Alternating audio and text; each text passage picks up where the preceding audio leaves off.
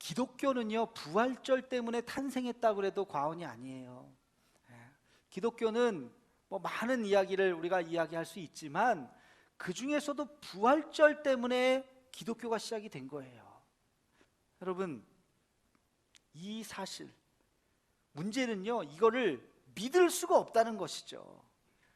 믿을 수가 없다는 것이, 세상 사람들에게 예수님이 죽었다가 다시 사셨습니다 그러면 아멘 하는 사람이 어디 있겠어요? 이게 이렇게 된 거 아니야? 죽은 사람이 어떻게 태어나 다시 살아? 말도 안 되는 소리 하고 있네. 그 사람들이 정상인가요? 부활을 믿는 우리가 정상인가요? 그 사람들이 정상이에요. 우리가 좀 이상한 거예요. 우리가 죽은 사람이 살아났다는 걸 믿는 우리가 이상한 거예요. 그 사람들이 볼 때는 죽은 사람이 어떻게 살아나냐고요. 가만히 한번 우리가 생각해 봅시다. 한번, 여러분, 예수님이 죽으셨다가 살아났다고 하는 그 이야기가 어디에 기록되어 있어요? 성경에 기록돼요. 근데 마태, 마가, 누가, 요한복음의 성경에 보면 굉장히 그 부분이 자세하게 나옵니다. 마치 한 사람이 소설을 썼으면 짜맞춰서 똑같은 얘기가 있어야 되는데 그렇지 않아요. 그 역사적인 그 놀라운 사건을 자기만의 시선에서 이야기하고 있는 그 내용을 우리는 성경을 통해서 볼 수가 있습니다. 여러분, 예수님이 태어나셨다고 하는 것은 그냥 소문이 아니에요. 예수님 다시 사셨대. 근데 보지 못했는데 다시 사셨대. 그런 소문이 있었던 게 아니에요. 예수님은 부활하셔서 며칠 동안 계셨어요? 40일을 계셨어요. 40일을 숨어 계신 게 아니에요. 사람들과 함께 같이 만나셨어요. 이 사람 저 사람 많은 사람들을 만나셨어요. 그들에게 부활하신 몸을 보여주셨어요. 그 중에 누가 있었어요? 도마라는 사람이 있었어요. 도마가 왜 중요하냐? 도마는 예수님의 제자였는데 예수님의 부활을 안 믿었어요. 지극히 정상적인 사람이에요. 사람들이 예수님 부활했다고 하는 소리를 하니까 말도 안 돼. 죽은 사람이, 내가 분명히 창에 찔리는 거 봤는데, 내가 분명히 완전히 죽는 모습을 봤는데 그가 어떻게 살아? 이상한 소리 좀 하지 좀 마. 도마는 매우 이성적인 사람이었습니다. 그 도마 앞에 예수님이 나타나셨어요. 내 손가락으로 이 못자국에 손을 넣어보라. 도마가 깜짝 놀랐습니다. 자기 눈으로 믿을 수 없는 광경을 본 거예요. 그분이 이렇게 살아계시다니, 이렇게 부활하셨다니. 도마가 그 모습을 봤어요. 그리고 그가 확신을 했고요. 그가 확신했다는 걸 어떻게 알 수 있는지 아세요? 그 예수님의 부활을 증거하다가 죽었어요. 그걸 증거하다가 죽었어요. 확신이 없는데 어떻게 자기 목숨을 던지겠습니까? 그것도 너무나도 비참하게 자기의 목숨을 던지면서 예수님의 부활을 증거하다가 죽었습니다. 순교를 당했습니다. 도마만이 아니에요. 모든 12제자가 다 그랬어요. 여러분, 가만히 상상을 한번 해보세요. 만약에 이게 거짓이었다면, 누군가 꾸며낸 일이었다면, 제자들이, 가장 최측근이잖아요, 12제자들. 제자들이 몰랐을까요, 그걸? 누가 꾸며낸 일이라면 제자들이 몰랐을까요? 제자들 예수님은 봤는데, 누군가가 분장했었다면 그 중에 한 사람이 몰랐을까요? 알았어요. 감출 수가 없는 거예요. 예수님의 제자들이 모를 수가 없어요. 우리가 2000년 전으로 돌아가서 그 모습을 CCTV로 볼 수는 없지만, 여러분 한번 논리적으로 가만히 생각해 보세요. 만약에 그것이 거짓이었다면 제자들이 어떻게 그걸 몰랐겠냐고요. 알았죠. 제자들이 예수님의 부활을 봤어요. 경험했어요. 그리고 그것을 위해서 증거하다가 모두가 다 순교를 당했습니다. 한 명, 두 명이 아니에요. 한 명, 두 명이면 그 사람들이 착각했다고 얘기할 수 있어요.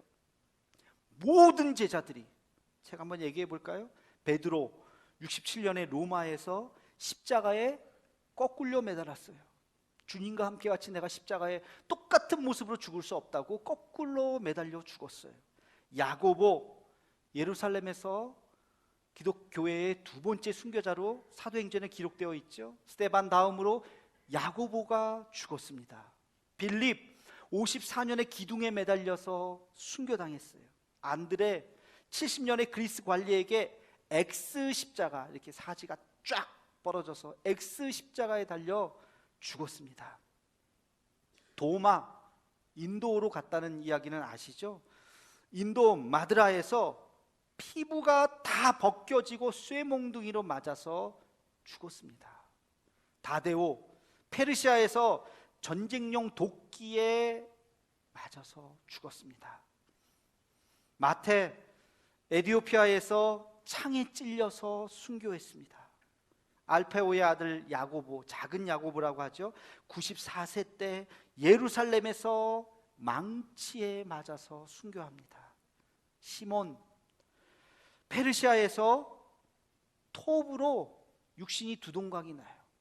제가 이 그림을 사진은 없겠죠. 그 그림을 보니까 두동강이 났다고 해서 여기가 잘렸는 줄 알았는데 그게 아니에요. 이렇게 그렇게 잘려서 순교합니다. 바돌롬의 아르메니아, 성지순례 가니까 아르메니아 사람들이 굉장히 많이 오더라고요. 아르메니아에서 산채로 가죽이 벗겨져서 순교당합니다. 마띠아, 여러분 마띠아 아시죠? 가룟 유다 대신에 제비 뽑아서 들어간 12제자 중에 한 사람으로 들어간 사람.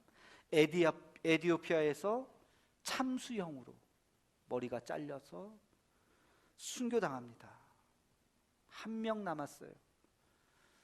예수님의 제자 요한은 순교당했다는 기록은 없어요. 그러나 요한계시록을 어디서 썼어요? 반모섬에 갇혀서, 옥에 갇혀서 요한계시록을 쓰잖아요. 요한도 고난을 당했죠. 여러분, 모든 12제자가 다 그렇게 아주 처참하게 비참하게 순교를 당했어요. 무엇을 위해서? 예수님의 부활을 증거하기 위해서. 그게 거짓이었다면 이런 일이 있을 수 있겠습니까? 그 제자, 12제자뿐만 아니라 그들의 제자까지도 순교를 당했습니다. 초대교회의 역사는 순교의 역사예요. 111년 이그나티우스라고 하는 유명한 초대교부가 있어요. 그가 사자에게 물어 뜯겨 죽습니다. 제가 오늘 새벽 예배 때 이야기했죠. 원형 경기장에 그리스도인들을 모아놓고 어린아이, 깐난쟁이까지 남녀노소 거기다 무릎 꿇혀놓고 수십 마리의 굶주린 사자떼를 풀어놓는 거예요. 원형 경기장에서 사람들은 그 죽는 장면을 지켜보고 있는 거예요. 예수 믿으면 저렇게 된다. 그 맹수의 온몸이 찢기는 모습을 보는 거예요. 이그나티우스는 그렇게 죽으면서도 내가 오직 예수 그리스도를 얻게 된다면 화형이나 십자가형이나 사나운 짐승의 공격도 참고 견딜 것이다. 그 말을 남겼다고 합니다. 156년 폴리캅 장작더미에서 산채로 화형당해 죽습니다. 여러분, 수많은 순교자들이 부활을 믿기에, 확신하기에 자기의 생명을 던진 것입니다. 한두 명이 아니라 20년이 아니라 수십 년, 수백 년, 2000년이 이르기까지 부활을 확신하는 사람들이 그 부활을 위해서 지금도 자기의 생명을 던지면서 예수님을 증거하는 것입니다. 여러분, 이 놀라운 사건을 어떻게 설명할 수 있겠습니까? 부활은 우리가 믿음으로 받아들이는 거예요. 논리로 받아들이는 것이 아닙니다. 이 자리에 혹시 오늘 부활절인데 교회 한번 가자 해서 억지로 등 떠밀려서 오시는 분들이 혹시 있다면 여러분, 잘 기독교의 진리를 한번 잘 생각해 보시고 예수님의 십자가의 사건과 이 부활의 놀라운 사건을 여러분 믿는 놀라운 하늘의 축복이 있기를 주의 이름으로 축원합니다. 이것을 믿을 때 여러분의 인생은 달라질 거예요. 이것을 믿게 된다면, 우리가 그리스도인이 된다면 지금부터의 여러분의 삶은 완전히 달라지게 될 것입니다. 그런 축복의 역사가 있기를 주의 이름으로 축원합니다.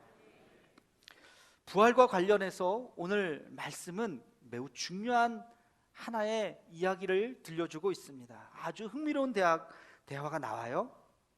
부활하신 예수님이 제자들을 만나는 장면이에요. 그런데 그 제자들이 예수님과 함께 같이 만나서 대화하는데 예수님을 몰라봐요. 예수님을 몰라봐요. 누군지 몰라요. 사건의 발단은 이렇습니다. 여러분, 금요일 날 예수님께서 달려 돌아가셨죠? 바로 날이 저물었어요. 저녁이 되고 아침이 되는 거, 유대인의 하루의 시작은 저녁입니다. 저녁이 이제 막 되니까 유대인들은 움직일 수가 없어요. 지금도 성지순례 그 이스라엘에 갔더니요, 토요일 날이 한산해요. 그날 토요일인지를 잘 몰랐어요. 거리가 어저께랑 다르게 너무 한산한 걸 왜 한산해요? 그랬더니 오늘 안식일이에요 그러더라고요. 유대 안식일은 토요일이거든요. 지금도 그럴진데 2000년 전에도 그랬어요. 안식일 날은 움직일 수가 없었어요.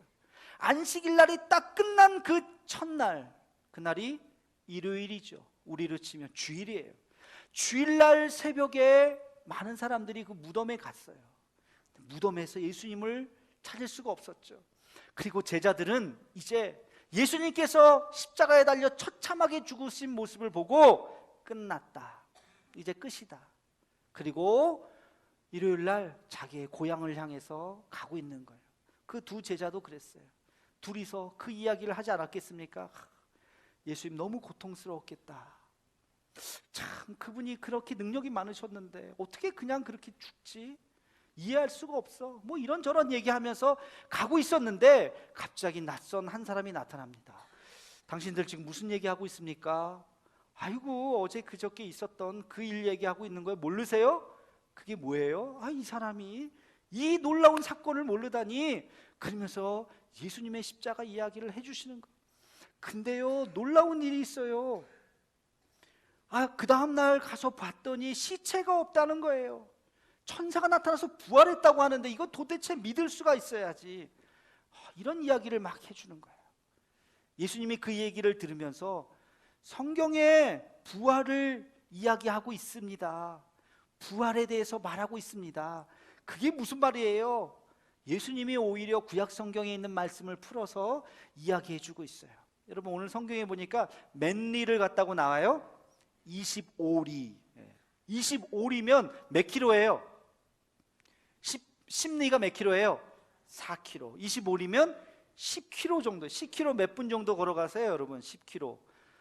빨리 가야 2시간, 그렇죠? 천천히 가면, 쉬엄쉬엄 가면 3시간, 4시간 거리예요. 한 3시간 이상 걸어가면서 25리를 걸어가면서 이야기를 한 거예요. 근데 누군지도 모르는 거예요. 그러다가 마을에 도착했어요. 이제 출출해서 헤어지려고 그러다가 우리 식사하고 헤어집시다. 어느 한 집에 가서 떡을 딱 떼고 나눠줄 때, 그때 이들의 눈이 밝아진 거예요. 눈이 밝아져서 이분이 예수님이시구나, 예수님이셨구나 하고 알아보는 순간 예수님이 사라지셨어요. 여러분, 우리 함께 같이 오늘 누가복음 24장 30절로 32절 말씀을 함께 같이 읽어보겠습니다. 시작. 그들과 함께 음식 잡수실 때에 떡을 가지사 축사하시고 떼어 그들에게 주시니 그들의 눈이 밝아져 그인 줄 알아보더니 예수는 그들에게 보이지 아니하시는지라. 그들이 서로 말하되 길에서 우리에게 말씀하시고 우리에게 성경을 풀어주실 때에 우리 속에서 마음이 뜨겁지 아니하더냐 하고. 아멘. 여러분, 오늘 이 엠마오로 가는 이 두 제자의 이 스토리는 우리에게 매우 중요한 영적인 교훈을 주고 있습니다. 첫 번째는 뭐냐면, 예수님께서 바로 옆에 있는데도 우리는 못 볼 수 있다 없다? 있다. 예수님 바로 옆에 있는데, 아니 심지어 그분과 대화하면서도 그분이 누군지 모를 수 있다는 거예요. 왜?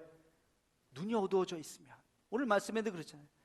눈이 어두워져, 눈이 밝아져 비로소 그가 예수님인 줄 알았더라. 눈이 어두워져 있으면 그분이 옆에 계신데도, 이야기하는데도 뭔지 모르는 거예요. 영적인 눈이 있다니까요. 영안이 떠지지 않으면 우리는 볼 수가 없어요. 아까 부활을 안 믿는 게, 못 믿는 게 정상이라고 그랬잖아요. 그렇죠? 근데 여러분 부활 믿으십니까? 네, 저도 믿어요. 근데 가끔 제가 내가 어떻게 부활을 믿을 수가 있지? 저는 의심이 많거든요. 네, 저는 이렇게 한번 보면 저게 왜 그럴까? 의심이 많아요. 근데 내가 어느 순간 내가 부활을 믿게 됐지? 논리적으로 믿을 수가 없는 거예요. 근데 믿어져요. 이게 은혜라고요. 이게 은혜라고요. 그냥 믿어지는 거예요. 성경에 있는 말씀이, 말도 안 되는 성경에 있는 말씀이 그냥 믿어지는 거예요. 하나님을 믿으니 말씀이 믿어지는 거예요. 야, 이게 하나님께서 나에게 주신 은혜구나. 왜 그런지 아세요? 데살로니가 후서 3장 2절에 보면 이런 말씀이 있습니다. 우리 함께 같이 데살로니가 후서 3장 2절 말씀을 읽겠습니다. 시작. 또한 우리를 부당하고 악한 사람에게서 건지시옵소서 하라. 믿음은 모든 사람의 것이 아니니라. 아멘. 믿음은 모든 사람의 것이 아니니라. 모든 사람이 그냥 다 믿어지는 게 아니라는 거예요. 믿음이 있는 사람만 믿어지는 거예요. 야, 내가 믿을 수 있다니, 이게 하나님의 은혜예요. 아무리 믿으려고 해도 믿어지지 않는 사람이 있다니까요. 믿음은 모든 사람의 것이 아니에요. 우리의 영안이 떠지지 않으면 볼 수가 없어요. 눈이 어두워져 있으면 보아도 몰라요. 뭐가 뭔지 몰라요. 대화해도 들리지가 않는다고요. 이게 영적인 법칙인 것입니다. 여러분, 스데반이 순교하는 장면이 성경에 나오죠. 돌에 맞아 죽습니다. 얼마나 아프겠습니까? 얼마나 고통스럽겠습니까? 근데 그가 그 돌에 맞아 죽는 그 순간 고통을 느끼지 않았어요. 왜? 주님께서 하늘의 영광으로 이 땅에 내려오셨어요. 그리고 스데반을 맞이하셨습니다. 스데반의 영이 눈에 떠져서 그 거룩한 영광을 바라보았습니다. 그에게 고통이 느껴지지 않았어요. 하늘의 영광을 보니까 그가 고통을 느끼지 않았습니다. 그리고 순교할 수 있었던 것입니다. 우리 눈에 보이는 것이 전부가 아니에요. 눈에 보이지 않는 이면의 것이 있습니다. 그것을 볼 수 있는 게 뭐라고요? 그게 믿음의 눈이라고요.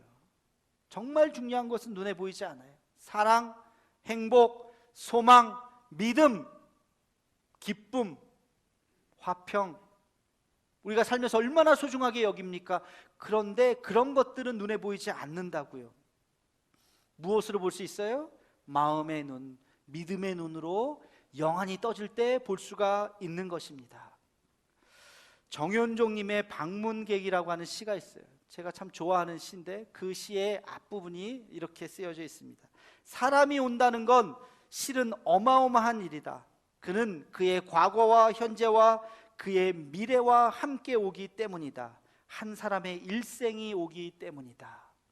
이 시인은 한 사람의 방문객을 보면서 그냥 머물다 가겠지 하는 게 아니라 그 한 사람이 오는 것은 엄청난 일이구나. 그 사람의 과거, 현재, 미래, 그 모든 시간이 한 사람의 인생으로 압축되어서 내 앞에 있는 거예요.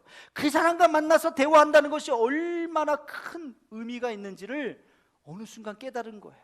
야, 사람이 온다는 건 이렇게 어마어마한 일이다. 여러분, 눈에 보이지 않는 그 이면의 세월들을 볼 수 있는 눈, 이것이 믿음의 눈인 줄로 믿습니다. 믿음의 눈이 가려지면 아무것도 못 봐요. 그러나 믿음의 눈을 뜰 때 주님의 부활하심을 볼 수 있는 줄로 믿습니다. 예수님이 아무리 얘기해도 제자들은 몰랐어요. 어느 순간 떠진 거예요.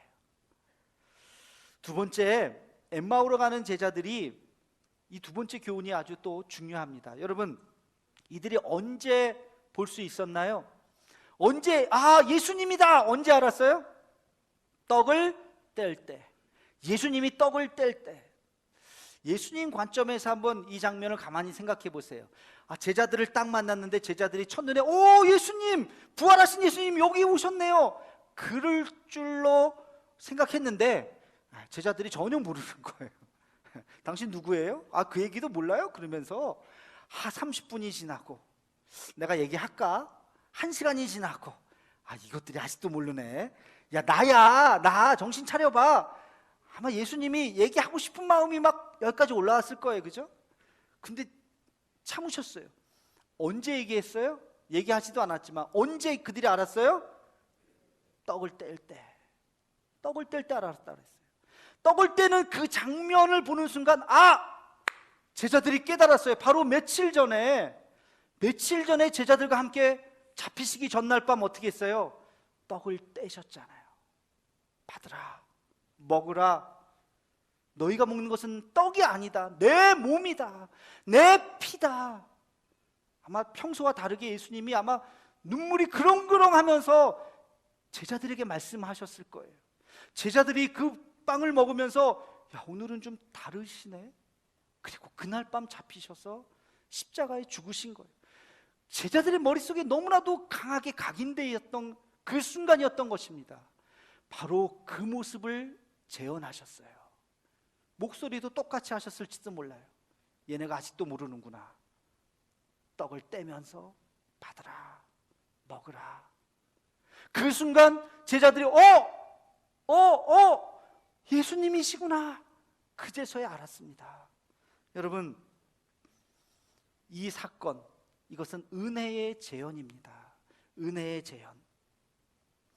저는 이것을 영적 스티그마라고 말하고 싶어요. 영적 스티그마. 스티그마라고 하는 것은 헬라어인데요, 이게 스티그마라고 하는 것은 흔적이에요. 흔적. 우리의 삶의 흔적. 여러분, 몸에 상처 있죠? 그 상처를 볼 때마다 그 상처 났던 그 순간이 떠오르죠? 주님을 위해서 받았던 그 상처를 볼 때마다 내가 하나님 앞에 헌신했던 그 모습이 떠오르는 것입니다. 은혜의 재현이에요. 우리가 매주 왜 이 자리에 모입니까? 왜 똑같은 찬양을 하면서 똑같은 말씀을 들으면서 똑같은 기도를 합니까? 은혜의 재현이에요. 하나님 앞에 받은 그 은혜를 오늘도 다시 한번 되새기는 것입니다.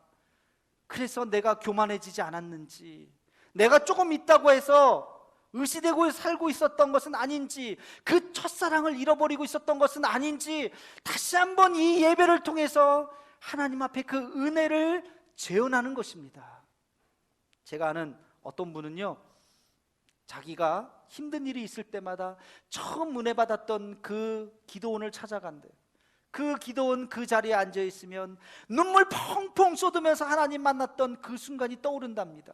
그러면서 자기 마음이 순수해진다는 거예요. 여러분들 중에 찬송가 18번 있으시죠? 그 찬송하면 맨날 부르고 싶은 그 찬송. 왜? 그 찬송에 내가 은혜를 받았기 때문에, 내가 힘들고 어려웠을 때, 고난당했을 때 그 찬송이 나에게 위로를 줬기 때문에 그 찬송을 부를 때마다 그 마음을 갖게 되는 거예요. 이게 은혜의 재현이에요. 예수님이 떡을 떼셨어요. 그 은혜에 재현하는 순간 그들이 눈이 밝아져서 주님을 볼 수 있었던 것입니다. 저는 이 대도교회 이 예배당이 여러분의 은혜의 재현의 장소가 되기를 주의 이름으로 축원합니다. 여러분, 이 자리가 은혜의 재현의 장소가 되어야 합니다. 여러분, 앉아서 예배드리는 그 자리, 힘들고 어려운 일 있을 때 그냥 그 자리에 앉아있기만 해도 하늘의 은혜를 느낄 수 있는 여러분의 삶이 되기를 주의 이름으로 축원합니다. 이것이 영적인 스티그마예요. 주님 앞에 그 상처가 있어야 돼요. 그것을 날마다 재현해야 돼요. 그럴 때 우리의 영안이 떠지는 것입니다. 주님을 볼 수 있는 것입니다. 부활하신 주님을 만날 수 있는 것입니다. 그 믿음으로 부활하신 주님을 만나며 더 순수하게 주님을 따라가는 저와 여러분의 삶이 되기를 주의 이름으로 축원합니다.